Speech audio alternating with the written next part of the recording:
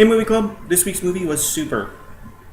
It stars Rainn Wilson, Ellen Page, Liv Tyler, Kevin Bacon. It also has Michael Rooker in it, and it has Nathan Fillion.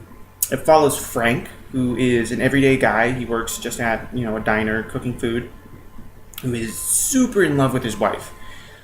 She ends up relapsing and leaving him for Kevin Bacon's character Jacques. So he just spirals into this terrible depression.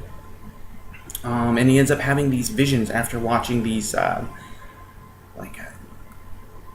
religious young adult movies that tell them how to lead a proper and moral life.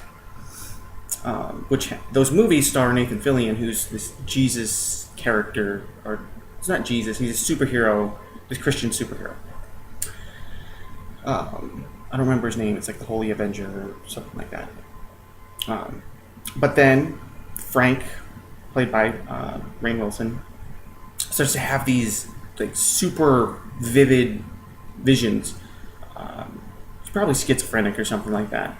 But he believes that the hand of God has touched him, and he needs to go and hit people on the head with a wrench.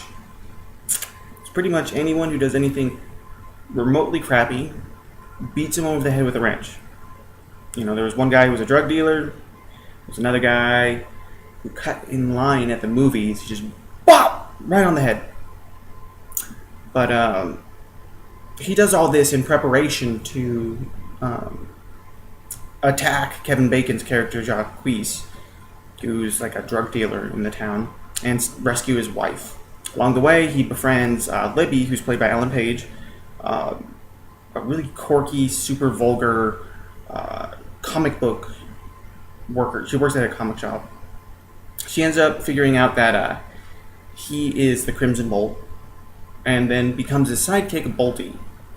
She's a just total psychopath. Total psychopath. She's murdering people and running people over and all that kind of crap. Overall, I thought the movie was pretty good. It was funny at times. Actually, throughout a lot of it, it was pretty funny. I thought everyone did a great job for what their role was.